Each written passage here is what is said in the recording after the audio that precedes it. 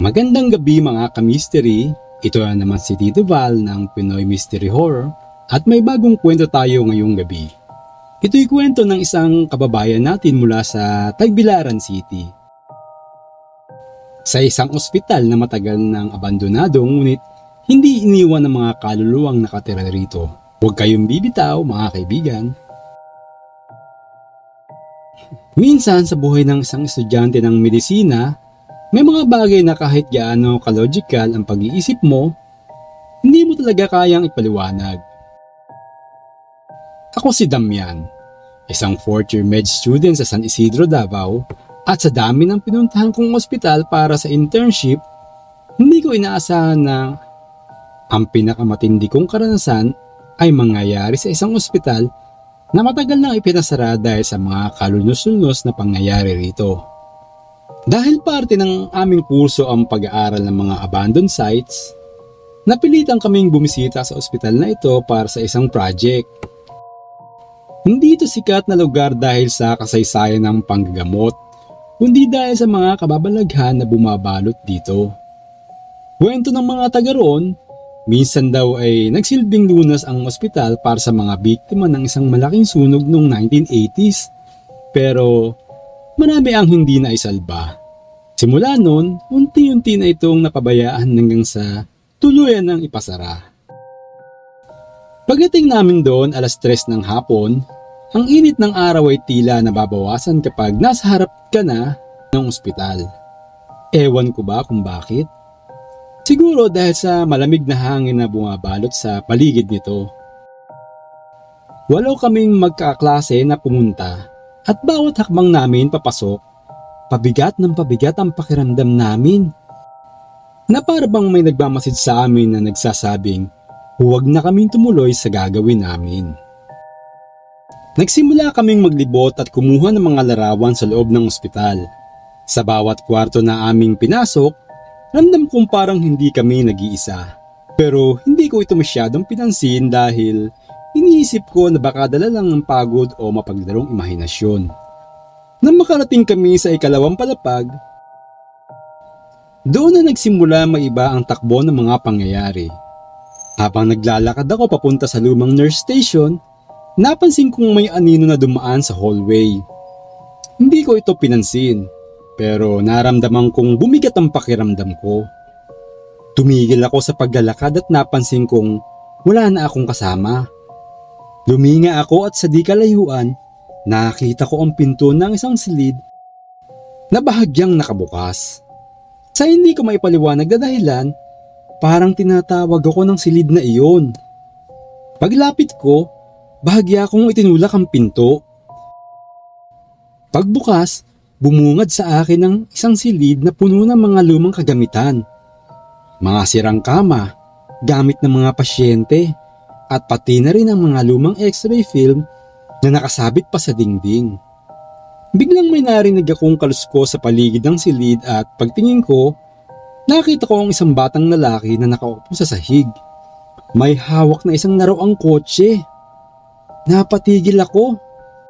Bata? Bakit may bata dito? Tanong ko sa sarili ko. Dahan-dahan akong lumapit sa kanya. Boy, anong ginagawa mo dito? Tanong ko pero hindi siya sumagot. Lumingon siya sa akin at doon ko nakita. Kakaiba ang itsura niya.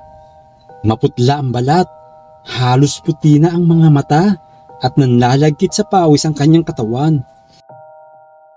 Pero ang pinaka nakakatakot ay ang ngiti niya. Isang ngiti na parang nagsasabi sa isip ko na matagal na niya akong hinihintay. Biglang bumilis ang tibok ng puso ko. Gusto ko nang umalis pero hindi ako makagalaw. Unti-unti siyang tumayo at habang ginagawa niya ito, parang tumitindi ang bigat ng pakiramdam ko sa paligid. Tapos may narinig akong tawa. Mababa, parang pabulong na halakhak. Hindi ko na natiis. Tumalikod ako at tumakbo palabas ng silid. Habang tumatakbo ako palabas ng ospital, may narinig akong malalakas na tunog ng mga pinto na nagbubukas at nagsasara. Pero Hindi ko na ito pinansin. Tumakbo ako ng tumakbo hanggang makarating ako sa lobby. Nandun na ang mga kaklase ko. Halatang nag-aalala. Anong nangyari sa Damian? Para kang nakakita ng multo. Tanong ni Letty, isa sa mga kasama ko. Sinabi ko sa kanila na may nakita akong bata doon sa taas habang habol-habol ang hininga ko. Parang hindi siya normal. Parang hindi siya buhay.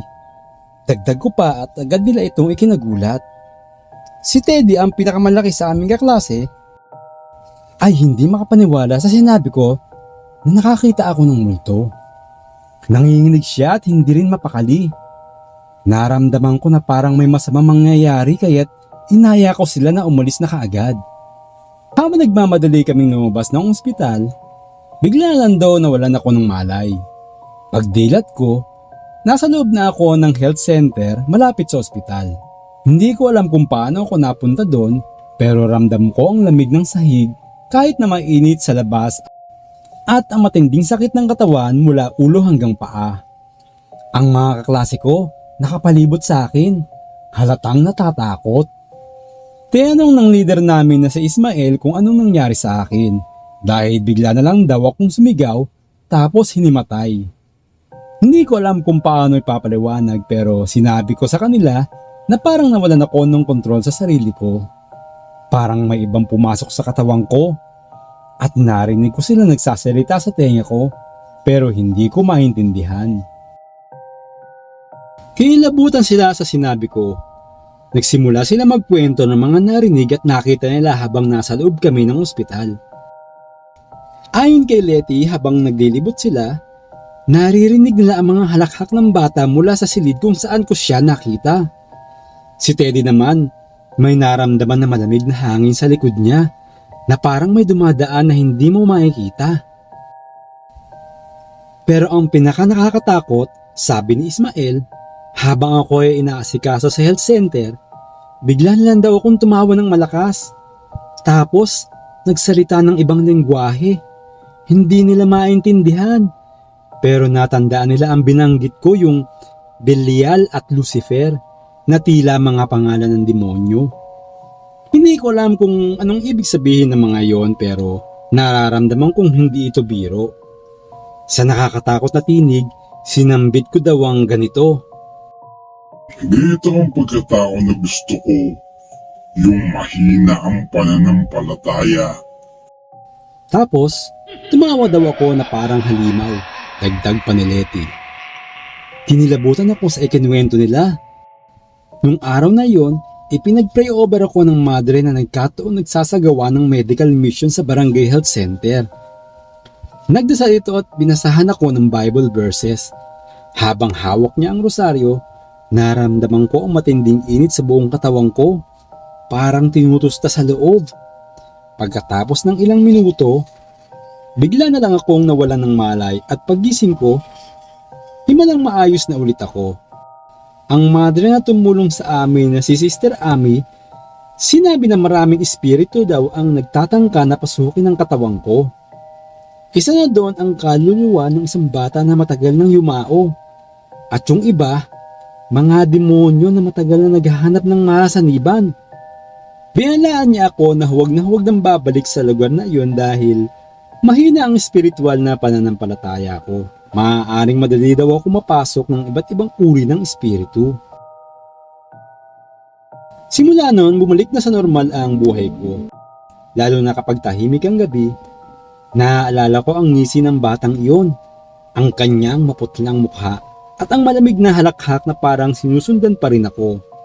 Hanggang ngayon, hindi ko pa rin maintindihan kung bakit ako ang pinili nilang guluhin.